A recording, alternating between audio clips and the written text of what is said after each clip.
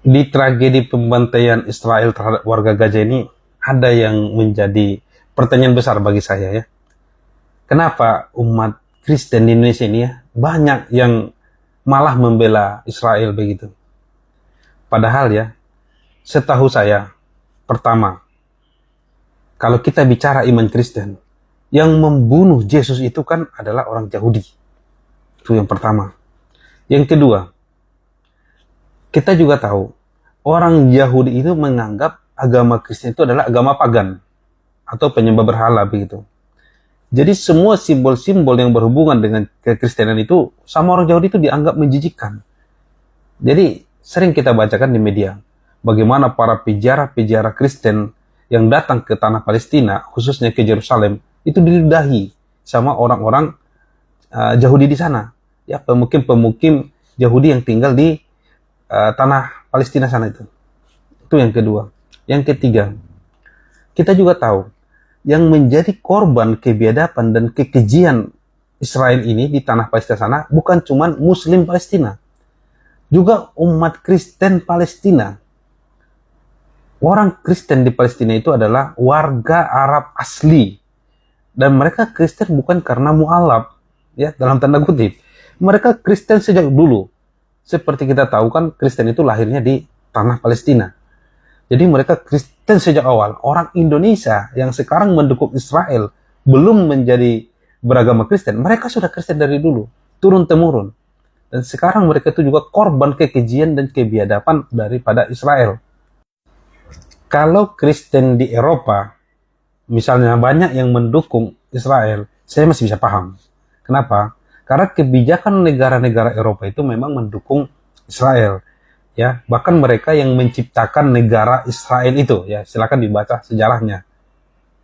Tapi kalau orang Indonesia, ya umat Kristen Indonesia yang mendukung Israel, saya bingung. Pertama, kebijakan negara kita itu mendukung mutlak Palestina. Kita bahkan tidak punya hubungan diplomatik dengan Israel. Ya, yang kedua, kita juga bekas korban penjajahan dari negara-negara Eropa, sama seperti Palestina sekarang. Jadi artinya harusnya kita bisa merasakan penderitaan yang dirasakan oleh rakyat Palestina. Kalau di Palestina ada pejuang Hamas yang sekarang dicap oleh Eropa sebagai teroris karena berjuang memerdekakan negaranya, kita juga dulu dicap ekstremis oleh Belanda. Para pejuang kita dianggap ekstremis. Mungkin bahasa teroris, karena zaman dulu kan mungkin belum ada kata-kata teroris. Yang kurang lebih sama. Karena dianggap menyerang. Katakanlah nanti Belanda sudah menduduki Batavia, Jakarta ya sekarang, diserang oleh para pejuang kita. Kadang nanti mereka masih tidur, diserang pejuang kita. Dan dianggaplah pengganggu atau ekstremis, dianggap mungkin teroris.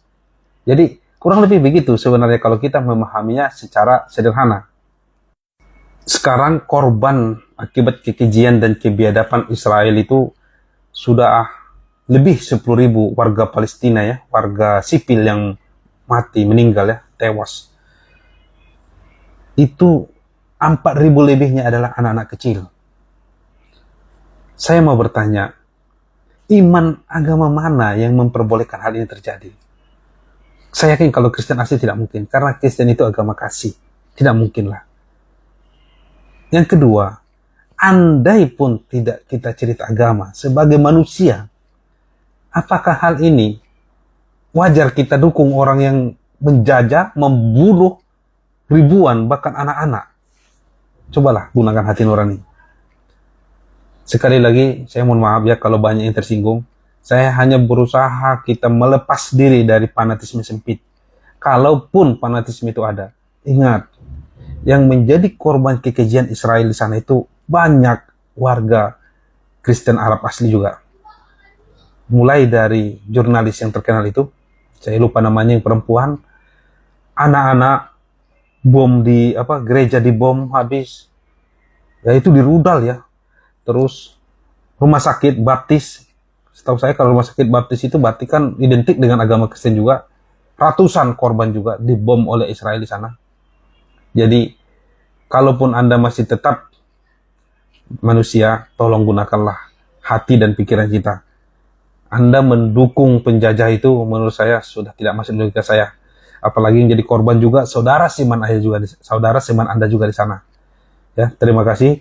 Mudah-mudahan saya berharap ada kawan-kawan Kristiani yang bisa memberikan saya pencerahan. Kalaupun masih tetap mereka mau dukung Israel, coba berikan saya sebuah alasan atau pencerahan yang bisa saya membuat maklum. Oh iya, wajar mereka dukung walaupun dibantai segala macam. Ya, karena menurut saya ada dua hal aja yang membuat hal ini terjadi.